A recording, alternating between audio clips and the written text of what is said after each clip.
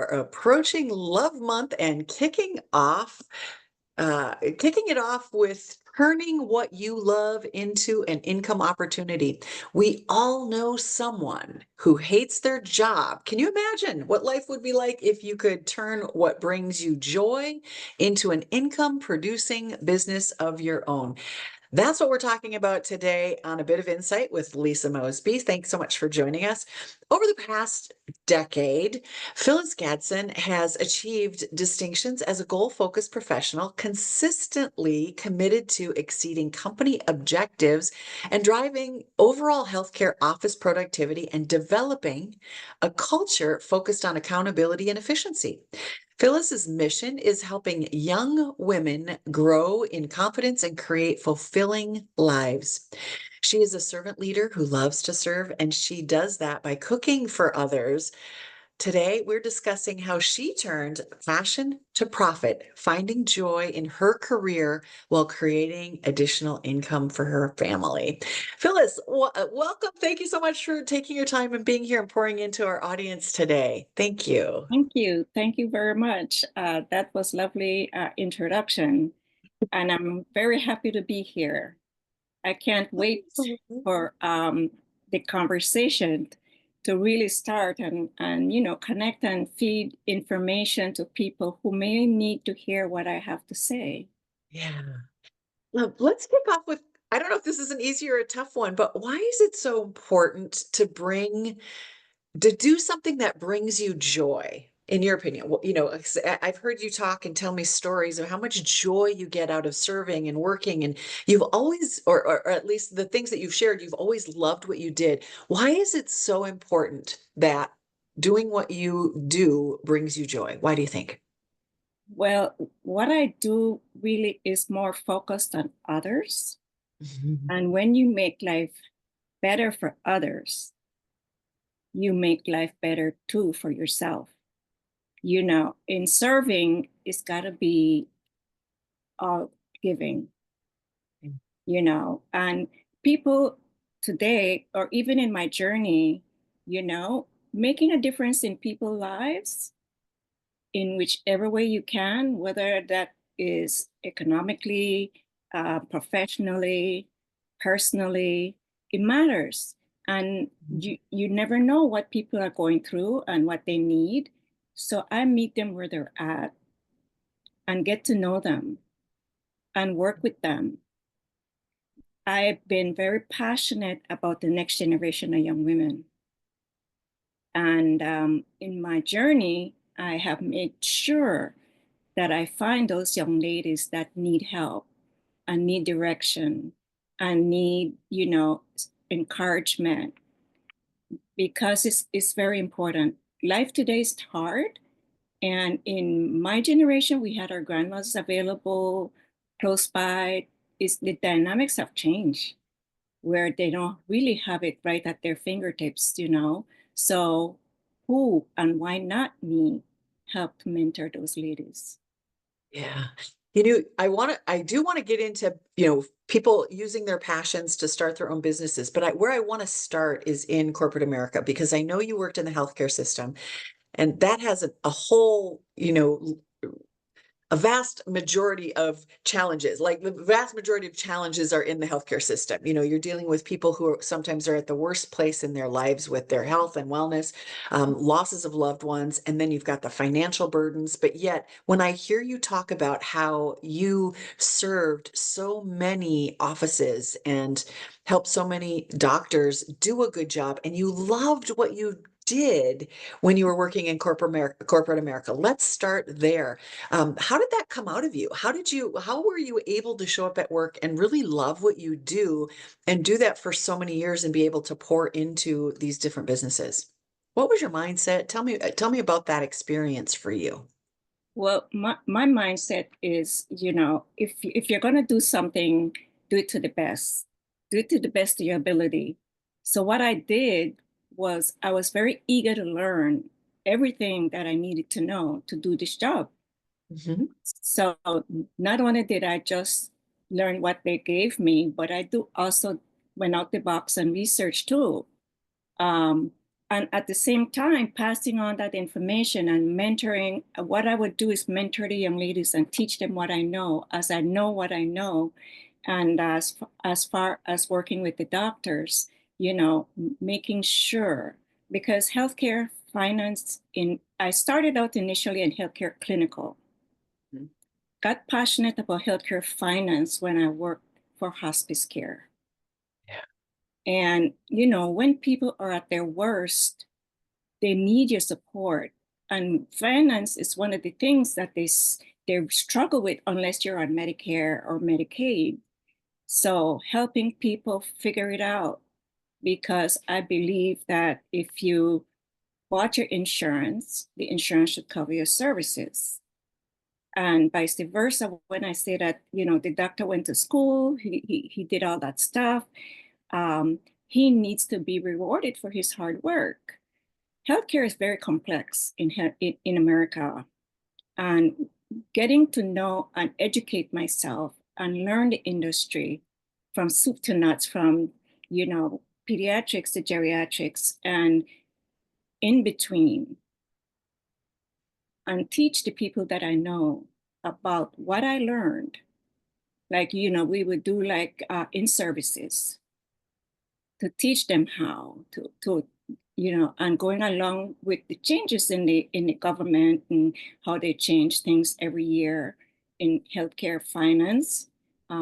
So that was what my was like my jamba juice Yeah. for helping people figure it out. And I still do that today. Every day there's somebody who needs to figure it out. So Yeah. what I did, I mean, I can start another company right now and help, like a company where they can get information from me and figure it out. I do it every day. I do it in church every week. That people know that I have this knowledge, Yeah. and I share it because it matters. And what I'm hearing is you show up with a positive mindset. You're pursuing personal growth and knowledge through everything that you do and everything that you learn. And then you pour that into other people so that not only are you helping, but you're feeling fulfillment from learning. You're feeling fulfillment from sharing and edifying and lifting up folks. And yet we still need something else. Sometimes we have to go outside of corporate America. And I know you've ventured into a few side gigs where it's taken you into a different direction and it's given you other things like confidence and public speaking experience and even more training one to one. What comes to mind initially is you mentioned your career in Mary Kay. I don't know if that was your first venture on your own in business, but let's go there. Let's talk about what was that like to start? Many people call it a side gig or, a second income stream, whatever you want to call it. It's your own business. You're an entrepreneur. Tell us about that transition. You didn't leave corporate America, but you added that. And how did that feel? And what was your inspiration to do that? Well, I'll tell you a story and try to make it pretty short. Yeah. I was in a very bad marriage. Mhm. And when I finally got out and I met Mr. Right, I had a baby girl. I was 40 years old. She was 1 year old. I went to the beach to play in the water and I landed in ICU, almost dying. I was 9 days in ICU. But as a believer, I knew that, my time was not now because I have to, who's supposed to raise Chandler? Long story short, after that whole episode, I came home and I took time off from work. And I'm the kind of person that have to be busy doing. So I decided, you know what I'm gonna do? I'm gonna join Mary Kay and help the women in Mary Kay that are going through something.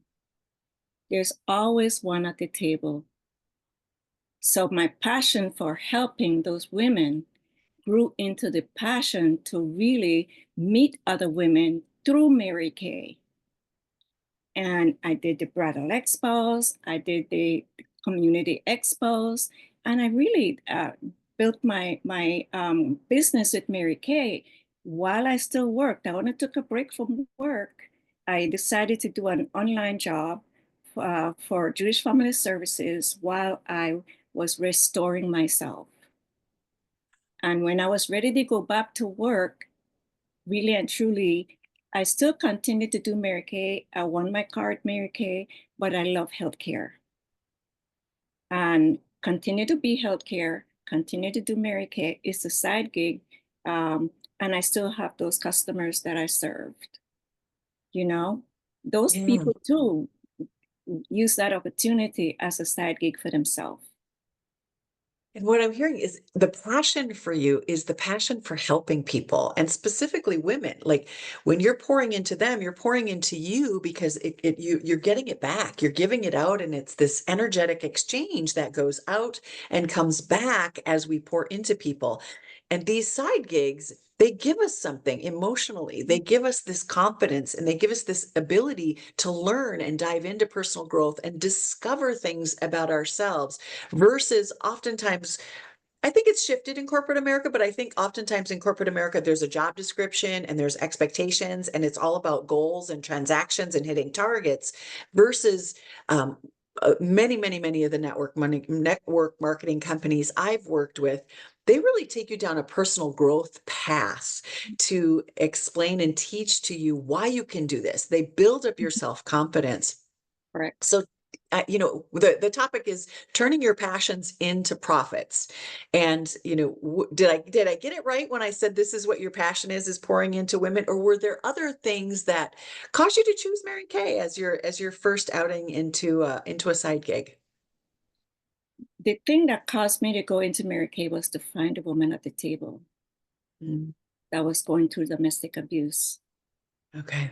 and help her figure it out and help her get out Hmm.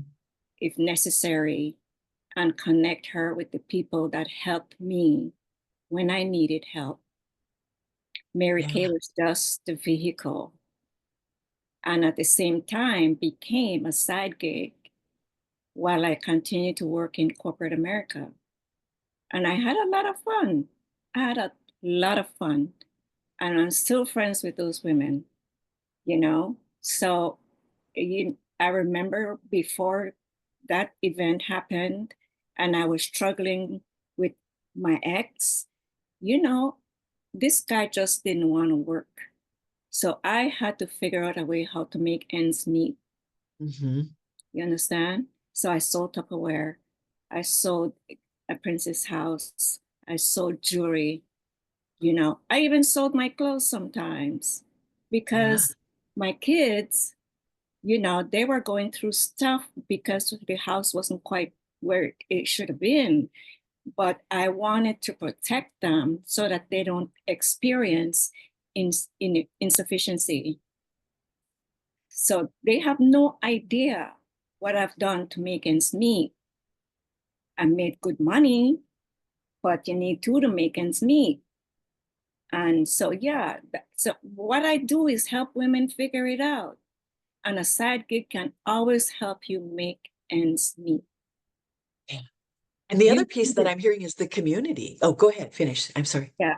I believe if you're willing to do the difficult thing, God will do the impossible thing.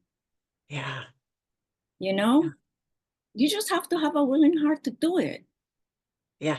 And That's get into right. community. That's what I was hearing you say is like you're sitting at a table with women. You were the first one at the table. Like you didn't start there. You got into that. You followed your heart, found something that was going to, help you through your recovery process. You were sitting at the table. People poured into you and you took that and started pouring into other people. So that's another beautiful a beautiful picture that network marketing creates is they call them teams. When you're building a team, you become the leader and you pour into your team, and then you teach your team, the people you're pouring into, to pour into their team and create their own independent teams. And you're building leaders, you're building confidence, and you're instilling this personal growth in folks, and you're making money at the same time. And if you're in an industry that you're passionate about, whether it's skincare or healthy supplements or Mhm.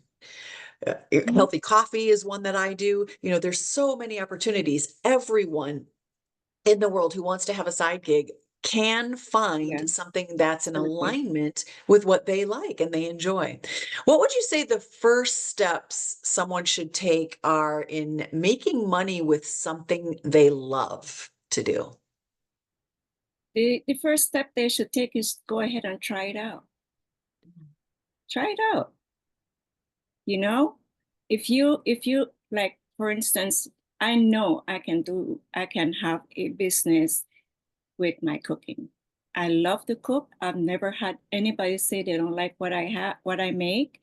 Um, I do serve the women at church that go in the hospital and come out, and they need help at home that first week. You know, my food is very good because I cook healthy first.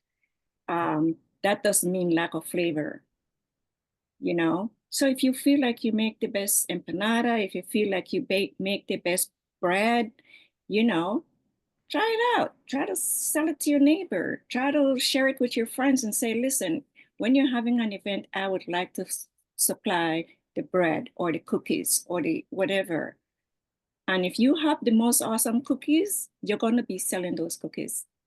I know that because I know I every Christmas I don't buy gifts. I bake and I make pastry and I make fudge and I make black cake, which is a island cake.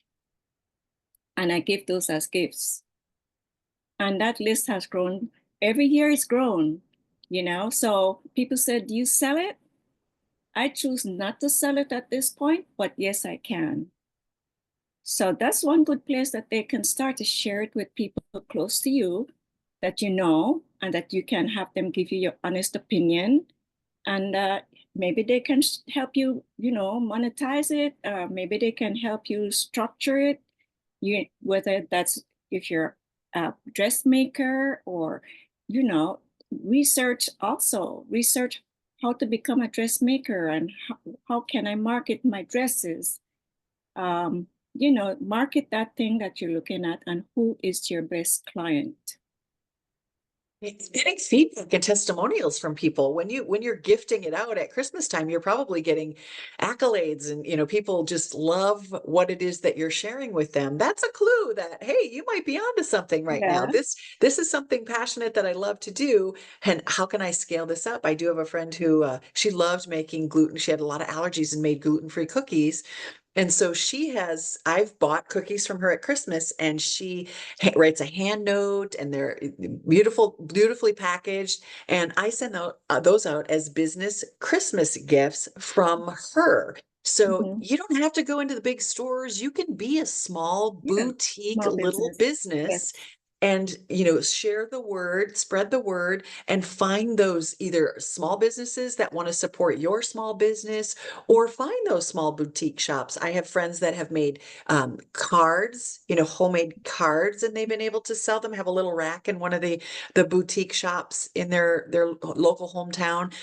They're all different kinds of crafts. So every one of us has a passion, something that we're passionate about. Maybe it's not crafts or cooking, but there is something that you're passionate about. Maybe it's teaching self-defense classes, or teaching students how to drive. There's companies out there, big companies that do a lot of these things, but you can have a private, more intimate, more personal experience, or offer a personal experience.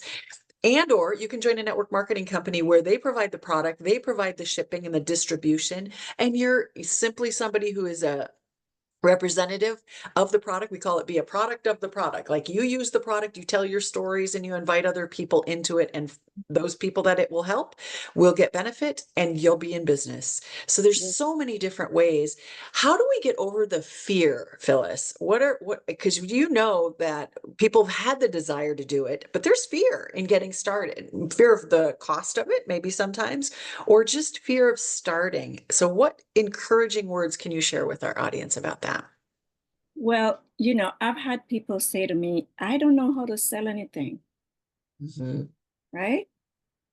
I said, all you got to do is ask somebody. And if they say no, that's okay. And you ask another person. And if they say no, that's okay. But you keep asking because you will get a yes. You have to do what?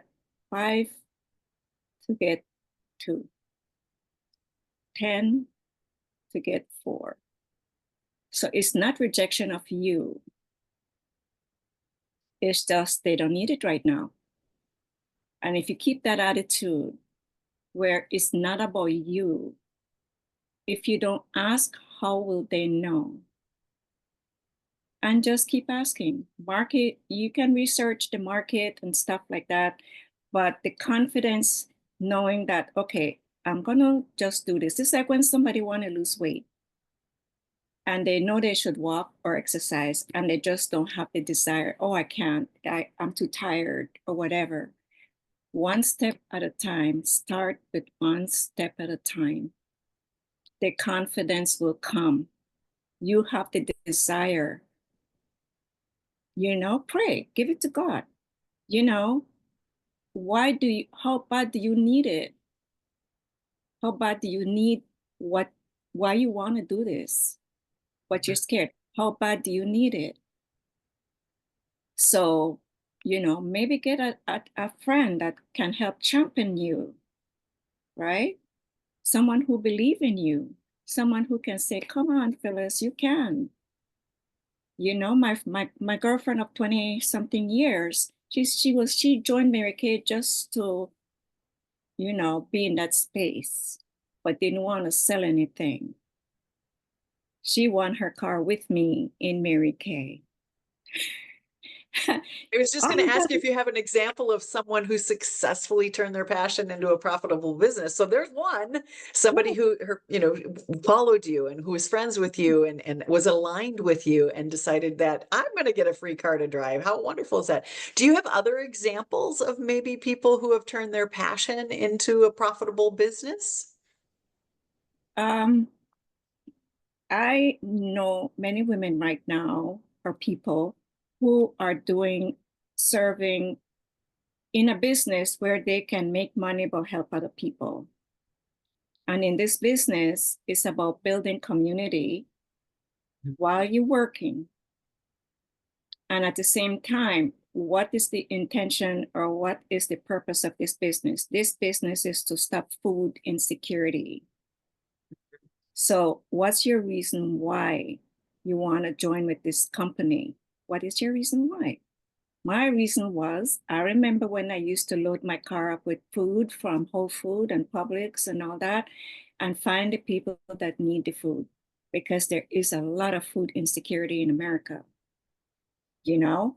And if you don't try, what's your purpose? Which, if you could do nothing else but the one thing that you would do for free, why not? I would cook for free, but at the same time, I can turn it into a business. And if you're have that one thing that you can do, maybe you're good with children, maybe you're good at teaching kids at home, but you don't want to go out and be a teacher. Well, start online, be an online teacher. Or be a mentor. Yeah, they have, yeah, teachers aides. There's after school, like helping with kids to learn. I know several women who do that for retired teachers, and yet they felt that they could be great tutors, and that was part of their retirement income, a little bit of income. But Mhm. more importantly, they stayed vibrant because they were still engaging and they were still teaching and they were still pouring into young people, but they didn't have to do that 40-hour-a-week job. That is brilliant. The teachers turning into tutors. For those people who feel weird about charging for their work, we did talk about passions to profits. How do we turn our passion into an income opportunity? I want to take away some of the fear for that. We think, oh, I'm not worthy. Is it valuable enough? Am I selling out because I'm not giving this away for free? I know I've been in those spaces of having those kinds of thoughts. I've spoken with and coached many women who have come from that place in their own mind. Can you speak to that? If people feel weird about charging for their work, How do we help them see the value in that exchange and get over the hump of, you know what, this is my fees, or this is what I charge, or putting up a landing page or a website and asking to get paid for the value you put out there? When you look at acts of service, right? Acts of service. Um, I use myself as an example. I know for a fact that I can sell my food. I'm not ready to, but I know I can.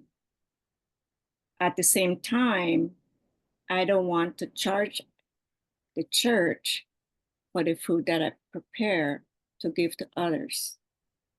For me, it's just me. If it wasn't the church, I would sell it. My neighbor, my friends, baby shower, whatever, and not feel bad about selling it to. I have a friend that's going to have a baby shower soon.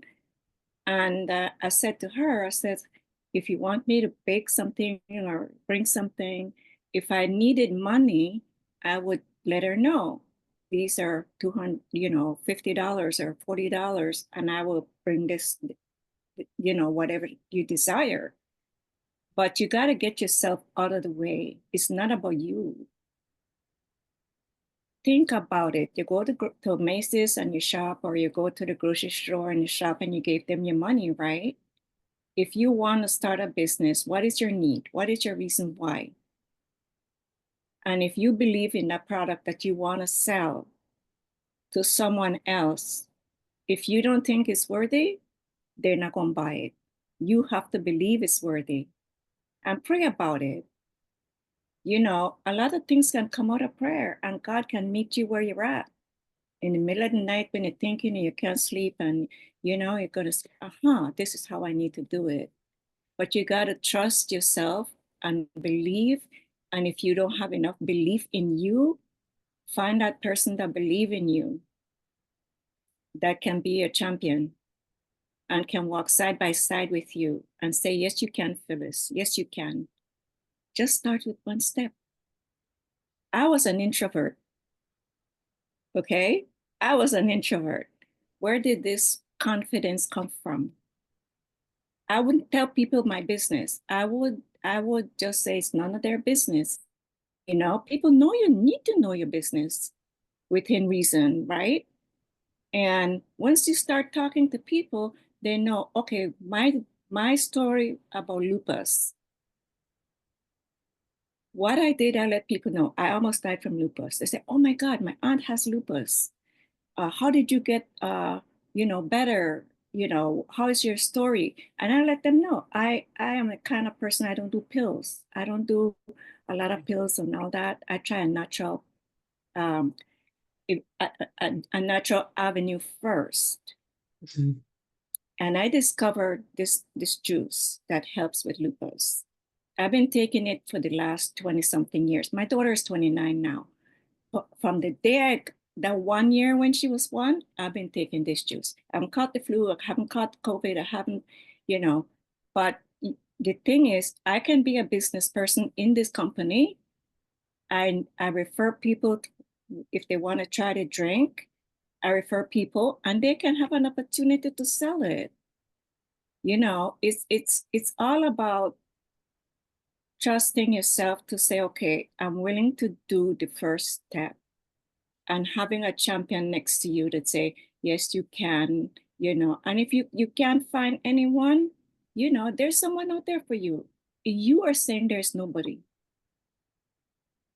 Ask your neighbor, ask somebody close to you, even ask, let your best friend be your champion. Somebody believe in you. You just don't think they do. They do. I remember when I came down with lupus. It's not in my family. It's a stress disease for women. I was going through so much stress with my ex, but I did not let that stop me from doing my best self first at work. They have no idea what I went through at night, but I show up. Show up for yourself. Show up for yourself. And the woman Yeah. that doesn't have the confidence gets someone that believe in you to show up with you, you know. There's a little miss, a young lady that was working for, it was one of the fast food company. And she was in the same situation that I was in. She was 28 and she was working for one of the fast food company. And she decided to try to get more money because fast food wasn't enough pay. So she decided to try, okay, let me try something to do with billing. She liked numbers. And when I met Christina, Christina didn't know how to do healthcare. She learned by doing, and I took her and I put her under my arm and I took care of her. I said, Christina, you can do it. Well, Miss Phyllis, Miss Phyllis. I said, Christina, yes, you can. She was, wow, she was a piece of work. Yeah, but I had fun with her. When she didn't believe in her, I believed in her. And Christina took my job when I quit. Oh, yeah. So we can be Christina, the mentor, we can receive we can receive mentorship. I'll throw this out to the audience. What is it that you're passionate about? Are you a retired teacher looking to become, create a side gig? Can you become a tutor? Can you teach something from home? Can you join a Mary Kay where they're teaching about skincare? Can you, there's other companies out there that might feed that passion for you. Get inspired by the opportunity that you create for other women, mhm, about going and being a mentor and inviting them onto a team and becoming a leader and pouring into the people in your team, the people that you invite into that business opportunity.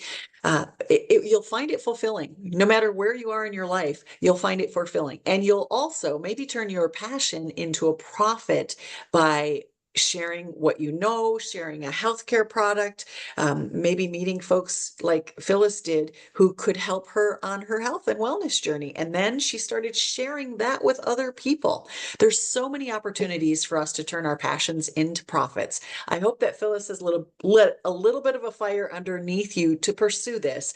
I help women get placed into opportunities all the time. If this is something that you're interested in doing, go to my website, lisamosby.com, and book a call. We can chat more about what it would look like, how you would get started in business. And I even have systems and processes and tools available for you to use to get that business off the ground. And things can be affordable. It doesn't have to be expensive. Opportunities are abundant in this world today. Phyllis, do we have any final thoughts on wrapping this up? How folks can turn their passion into a profit? You've shared some beautiful stories, inspiration, and lit fire under me. I'm excited just listening to how you pour into other women. But I want you to wrap us up here and let people know how they can get in touch with you if they want you to be the person that supports them. yeah, they can. I have a number that they can reach me Uh-huh. at 754-229-0076. And we'll And put that in the show notes as well. Yeah. leave me a message and I will be sure to call you back. And think about the one thing that you would do for free. Think about the one thing that you wish you had. Okay, maybe something you may come up with an invention, you may come up with something. It's when people in desperation that need extra money or need help for whatever reason, they all they got to do is take the first step. And if I don't have the answer, we can always find the answer. Ask somebody else, ask somebody who knows, ask somebody who may be, more versed in whatever that situation is. Just go forward and ask if you don't know. It's not about you. Take yourself out of the way and march forward and trust God. Trust God. He will give you insights. And it's one of the things where once you put yourself away from it, and then you'd say, okay, God, what now? Show me. Because He's listening. You just have to ask. You might I just guess bring that right person into your life that will help you. It may not be a friend, it could be a complete stranger. But when we're listening and we're paying attention and we're asking and inviting in help, we don't know where it'll come from. You tuned that's into this right. show today, and maybe you'll get a takeaway, or maybe you'll feel inspired that this was the answer that you were looking for. And Phyllis might be able to help you, or I might be able to help you connect with what it is that you need to make life better for you. Amen. Amen. Beautiful. Love it. The time goes so fast when we're talking about these things, but I just want to say thank you so much. You've been an inspiration to me with the stories that you've shared and how you show up in the world, and the size of your heart, your ability to pour into people in communities, into our Morning Rush community that we're both a part of. It's an honor for me to invite you into my podcast and allow you to share your story. So thank you, thank you, thank you for being with me today. You are more than welcome, Madame. I Very much. appreciate it.